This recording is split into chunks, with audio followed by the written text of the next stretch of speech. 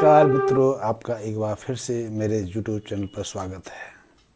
आपने देखा होगा और आप भी इस स्थिति से गुजरे होंगे कि बहुत लोग ऐसे हैं जो अपने बेटे बेटी का, अपने भाई का या स्वयं अपनी विवाह करना चाहते हैं, बहुत जत्न करते हैं, लेकिन ना तो उन्हें उपयुक्त वधू मिल पाती है ना वर मिल पाता है।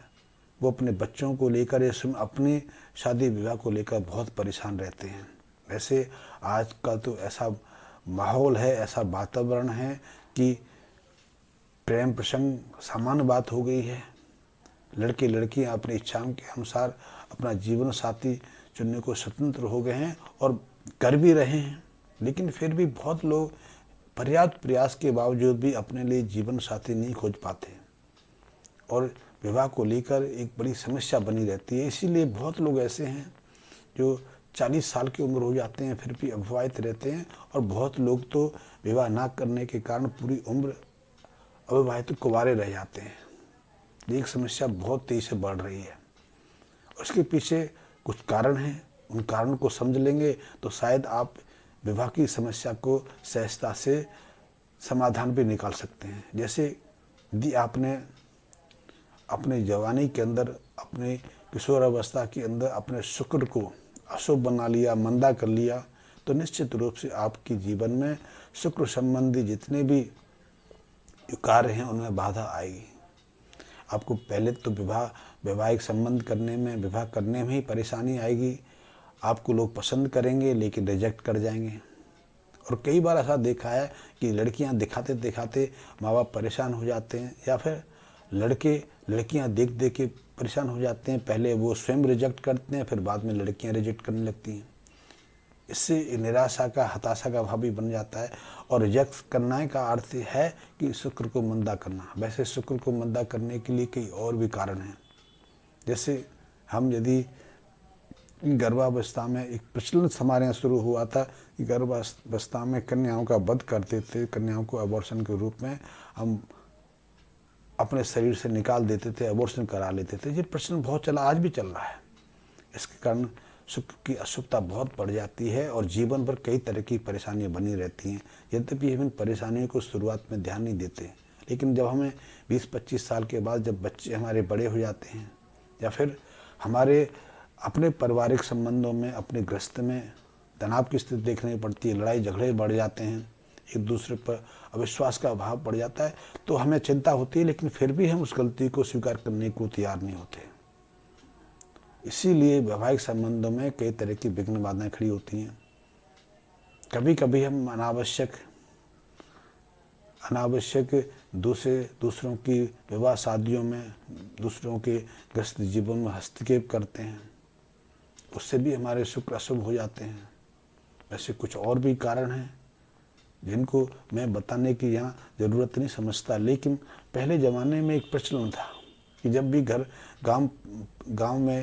गांव में परिवार में किसी लड़की की शादी होती थी तो वहाँ कन्यादान करने के लिए घर परिवार के लोग जाते थे, बहुत स्त्रियाँ जाती थी। कन्यादान करना एक शुभ कार्य समझा जाता था।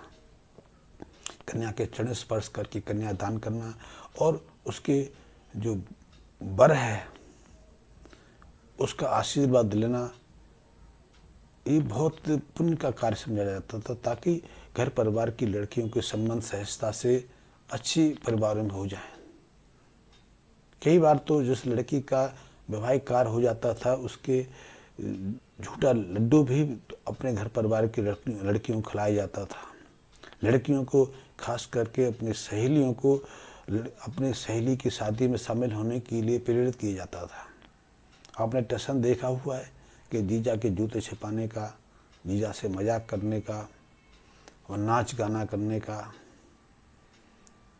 प्रफुल्ल वातावरण पैदा करने का, ढोलक बजाने का, गाने का, नाच, ये सारे प्रसंग किस लिए होते थे कि ताकि शुक्र यदि किसी व्यक्ति का मंदा है, कमज़ोर है, निर्बल है, अशुभ भाव में है, तो उस शुक्र को प्रबल किया जा सके, ताकि समय अनुसार उनका वैवाहिक कार्य संपन्न हो सके। लेकिन आज ऐसी स्थितियाँ नहीं बन रही हैं।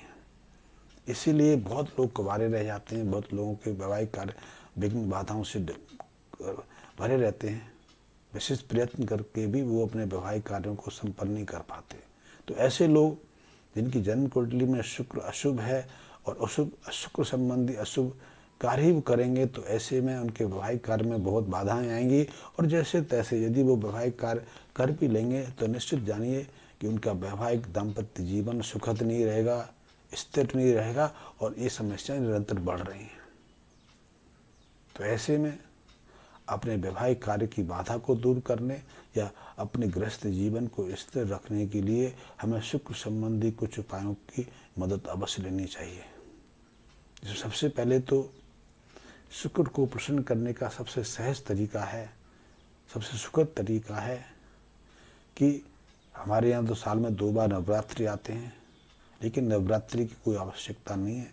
जब भी आपको लगे तो हर नौवीं को 9 कन्याओं को आप अपने घर आमंत्रित करके उनके पैर छीके उनको लाल वस्त्र दे सकते हैं, चूड़ियाँ दे सकते हैं, चांदी की कोई वस्तु देकर उनका आशीर्वाद ग्रहण कर सकते हैं। उनको मिष्ठान आदि से प्रसन्न करके उनके चरण स्पर्श करके उनका आशीर्वाद ले सकते हैं। कन्या के पूजन से, कन्या के आशीर्वाद से शुक्र की प्रसन्नता बढ़ती है।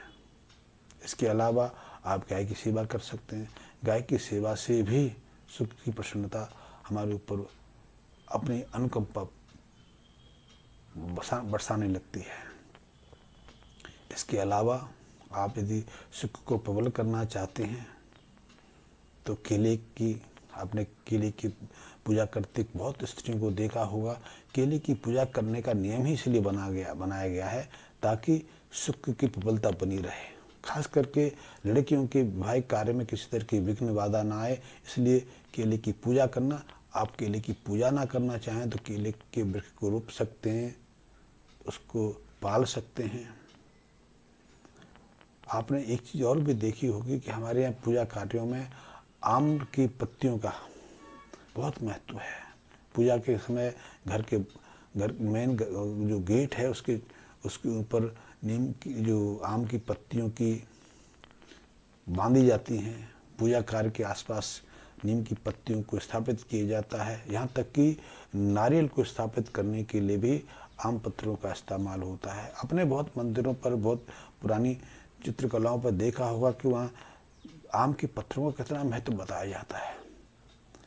आम के पत्थरों को सहेजना, आम के पत्थरों का नारियल के साथ संबंध स्थापित करना इसीलिए होता है। और उसको ये तांबे के पात्र पर रख के घर में स्थापित किए जाए, पूजा स्थल पर स्थापित किए जाए, तो इससे 3 ग्रहों का मिलन हो जाता है और इससे बहुत सारी विघ्न बाधाएं दूर हो जाती हैं। इससे शुक्र को के अशुभ भाव जो है दब जाते हैं, शुक्र की अशुभता शांत होती है और मांगलिक कार्यों में आपको सफलताएं मिलती हैं। क्योंकि इसमें जो आम की पत्तियां हैं वो बुध और शुक्र के प्रतीक माने गए हैं। तामा जो है मंगल का प्रतीक, सूर्य का प्रतीक माना गया है और जल चंद्रमा का प्रतीक। तो जब ऐसे आम पत्रों को नारियल के साथ आप किसी ताम्रपत्र पर स्थापित करते हैं तो वहाँ का पूरा वातावरण जो है एक अलग चेतना से संपन्न हो जाता है और ऐसे में बहुत सारी विघ्न बाधाएं सहजता से दूर हो जाती हैं। तो इसको कर सकते हैं। इसके अलावा आप आड़ू की जो गुठलियाँ आती हैं, आड़ू की गुठलियों में सुरमा भर के उसे जल प्रभावित कर सकते हैं। ऐसा निरंतर 43 शुक्रवार कर सकते हैं।